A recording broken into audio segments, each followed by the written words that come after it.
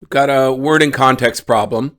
Let's try to predict what word would go in the blank space. In Nature poem, poet Tommy Rico portrays his blank, the natural world, by honoring the centrality of nature within his tribe's traditional beliefs. So his respect for the natural world by honoring the centrality of nature, yeah, that might be something like that. Respect for. If he's honoring nature and the centrality within his tribe's natural beliefs, while simultaneously expressing his distaste for being in wilderness settings themselves. Okay, let's see the answers. It might be something a little more nuanced given that last part. So, his responsiveness to the natural world by honoring the centrality of nature. No. Ambivalence. This shows ambivalence. He's honoring the tribe's natural beliefs, but he has a distaste for it, which means he's caught between two. This may well be the answer. Let's keep going. His renunciation of the natural world. No, we wouldn't be honoring that if he did it. Responsiveness to the natural world. He's not responding to anything per se. His mastery over. He doesn't control it. I believe this is ambivalence.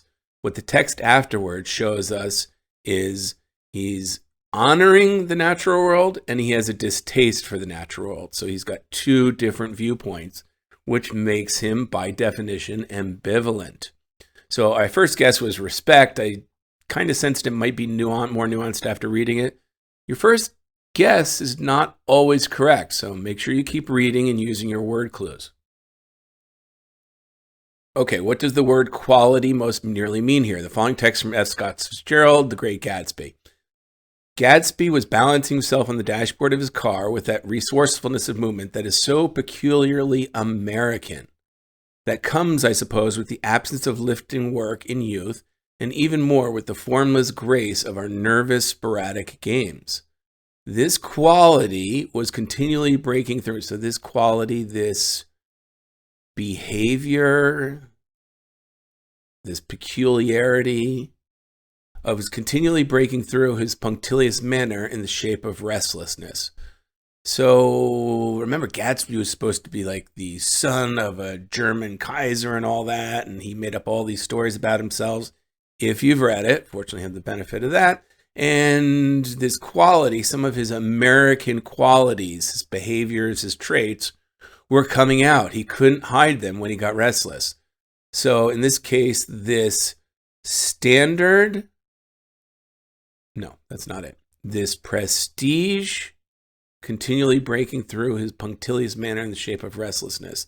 This characteristic, a behavior, a characteristic, that's it. Not an accomplishment of his. It's his characteristic that kept breaking through, and he could not hide his Americanism.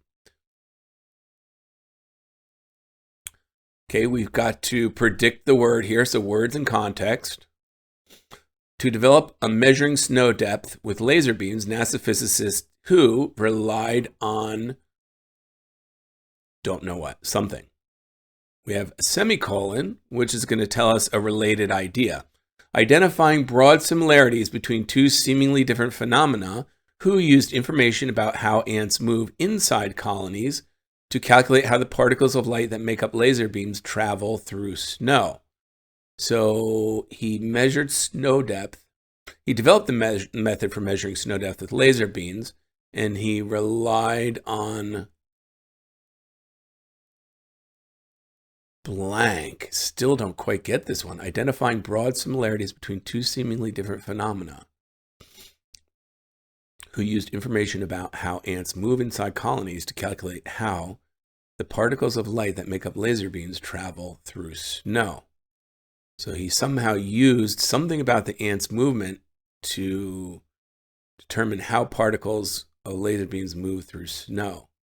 Maybe the two things are in collaboration, an accessory, contradiction, and analogy. I'm going to guess on maybe an analogy. So I would say collaboration, but the ants are not actually working with the laser beam. So that's not right, I don't think. It's not an accessory. That's like, just an added piece, piece of jewelry, something you add on to it. That's not important. A contradiction. These aren't contradicting. I get no sense of contradiction here. An analogy. So he used somehow the behavior of the ants to model how the particle of lights behave. It must have been some analogy, not clear to me what that analogy is, but that helped him, I guess, develop his method for measuring snow depth with laser beams. I believe D is going to be the answer. Okay, word in context, we're going to try to predict the word first, and then we can use other techniques as well, playing positive, negative, maybe even plugging the answers back in if we need to. Generally don't do that first, even though many students do. And we definitely want to work the punctuation in the word clues. Already I see a colon there, which is going to have examples or an explanation after that. So that's probably going to help us. Let's read. A journalist and well-respected art critic of 19th century Britain, Lady Elizabeth Eastlake, did not hesitate to publish reviews that went against popular opinion. So it looks like most critics published, favorable reviews, but this one female published negative views, real critiques. One of her most divisive works was an essay questioning the idea of photography as an emerging medium for fine art. So she didn't like photography. And now I guess we'll get an example or an explanation. In the essay Eastlake, blank that the value of photographs was informational rather than creative. She argued, Eastlake, well, Eastlake is her, so I don't need to say she. She argued that the value of photographs was information, not creative. So something like that. Let's see. She exposed. No, she didn't pull the wool.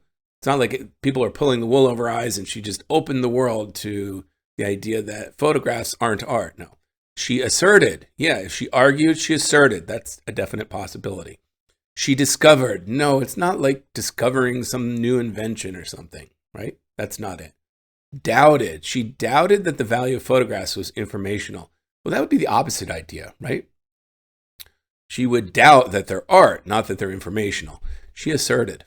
That's going to be a right answer. She asserted the value of the photograph was just information, not art or creativity. Okay, word and context question. We want to predict the missing space, what word or words would go in there.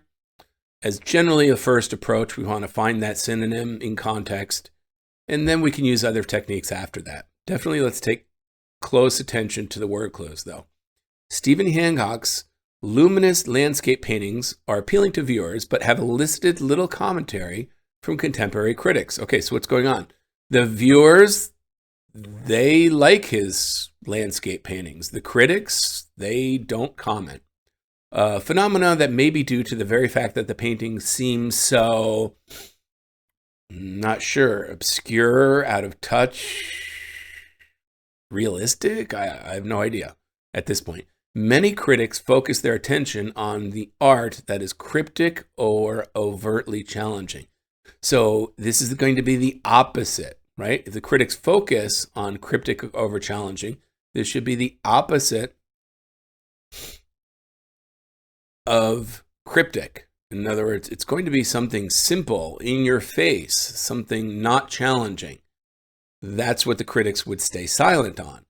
So innovative, no, because innovative might be challenging. The very fact that the paintings seem so subversive, profound, accessible. Accessible is the opposite of cryptic. It's not kept away as a secret somewhere. It's not challenging. It's easily acquired or understood.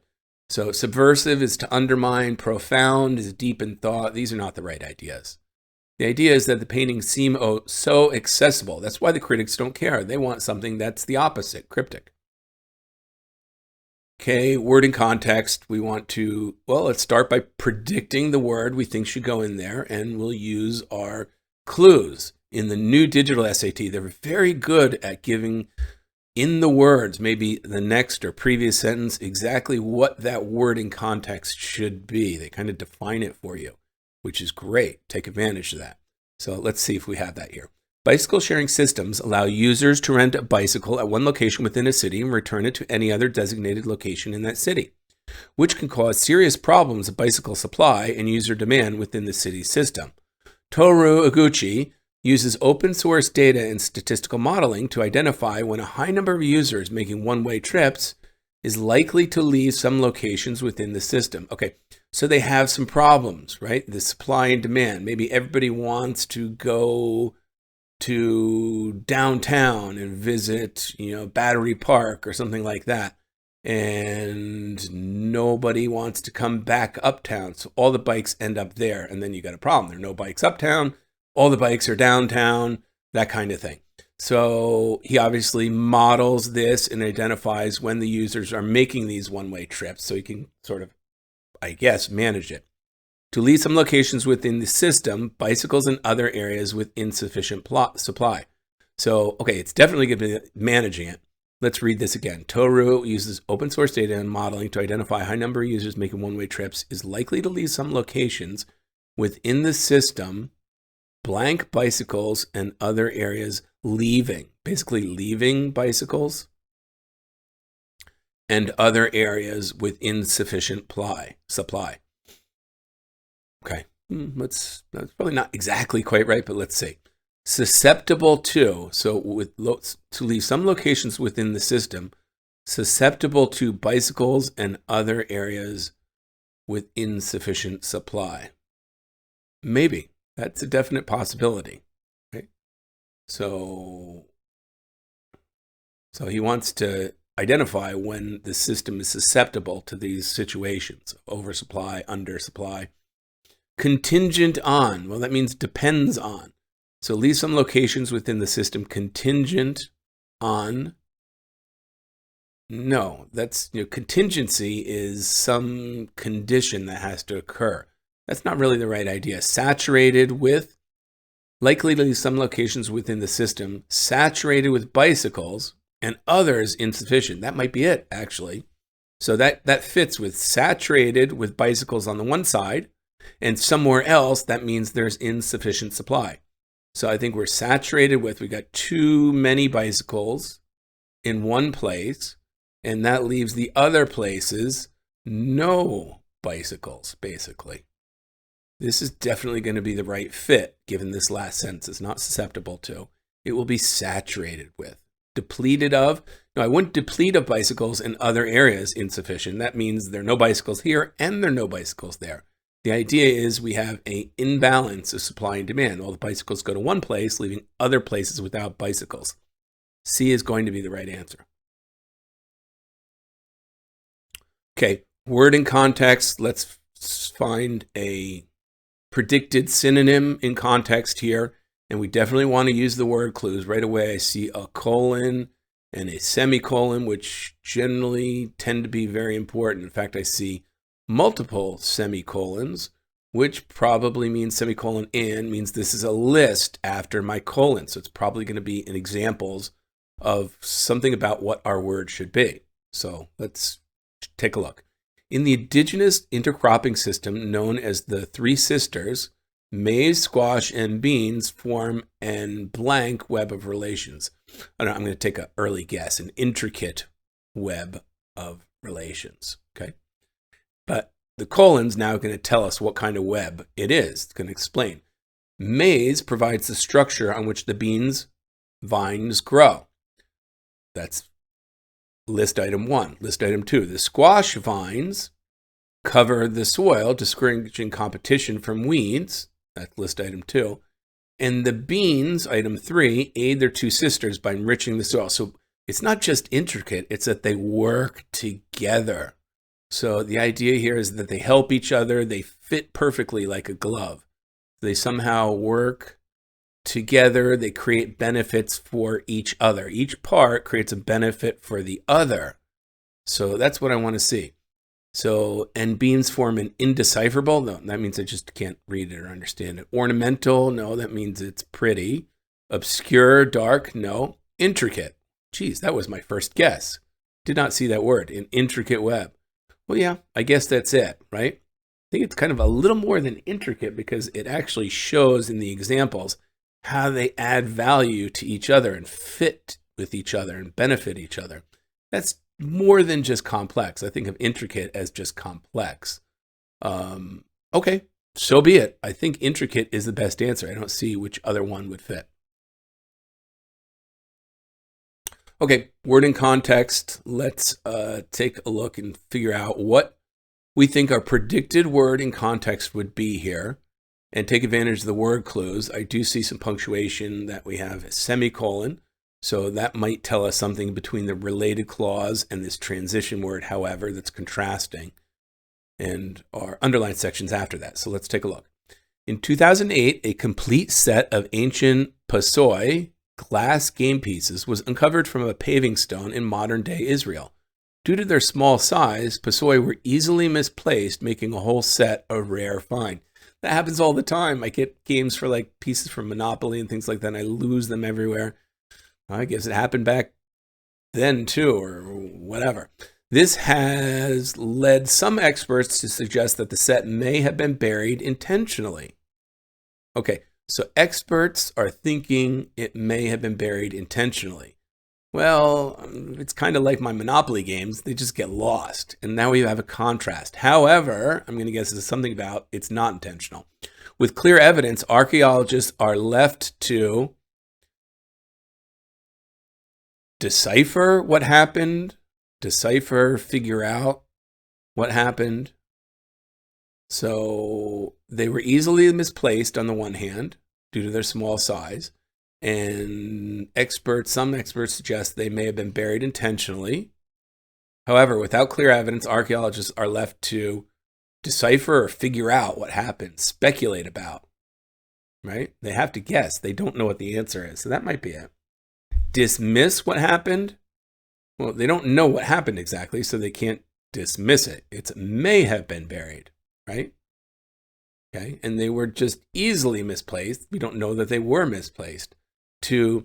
Are left to expand on what happened. So that means kind of add to, possible. Catalog, well, they can't catalog it because that means to organize it. They don't have them to organize. So are the archaeologists expanding on what happened? No, archaeologists don't do that. They don't just expand and postulate, oh, well, let's say this happened. I don't think that's right. I think they have to speculate about what happened.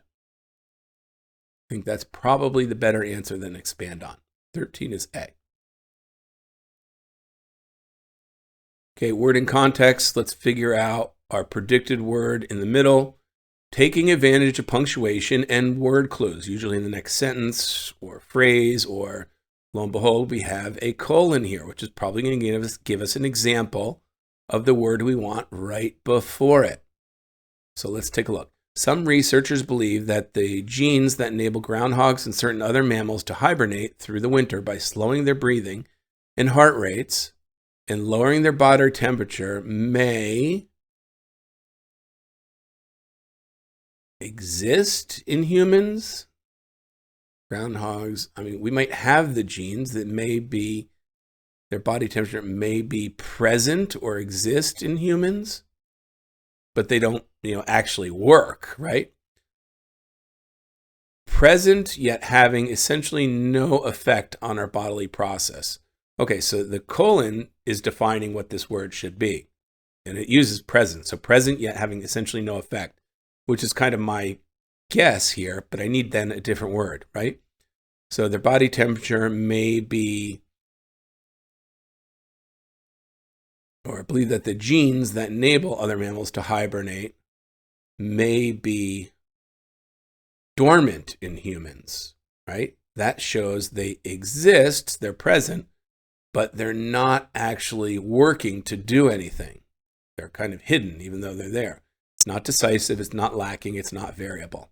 They're dormant in humans. That's the right word we're looking for, because we already had present here. So I have to change my guess as a result. So make sure you're flexible to adjust for that as need be. Okay, we want to figure out, what does the phrase reconcile his mother to most clearly mean? So reconcile his mother to probably means, get her willing to accept an idea or something to that effect. That's completely out of context, but that's probably something what it should be in case you haven't seen that before.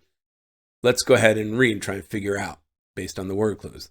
The following text is adapted from Hurston's 1921 short story, John Redding Goes to Sea. John wants to travel far beyond the village where he lives near his mother, Maddie. So she's going to have to reconcile with the fact that he's leaving home. John had on several occasions, attempted to reconcile his mother to the notion that he's leaving, I think, but found it a difficult task. Maddie always took refuge in self-pity and tears. Her son's desires were incomprehensible to her. That was all. So she couldn't understand. So he tried to make her understand, attempted to help her understand, reconcile his mother to, help her understand or help her accept. But the problem was she just couldn't understand. She just had no acceptance, no understanding. Okay. And that's actually similar to what we thought at the beginning without the context. So get his mother to accept. On several occasions, attempted to get his mother to accept the notion. That looks pretty good, but let's just check the others. Get his mother to apologize. No, he didn't want his mom to apologize. Don't get confused by the self-pity and tears. That's not what he wanted at all. Get his mother to match the notion. No, he didn't want his mom to go. Get his mother to reunite with the notion. No, reuniting is getting together again. That's not it. That makes no sense in this context. Get his mother to accept the notion that, hey, I'm up and out of here, babe. I'm leaving. A is the answer.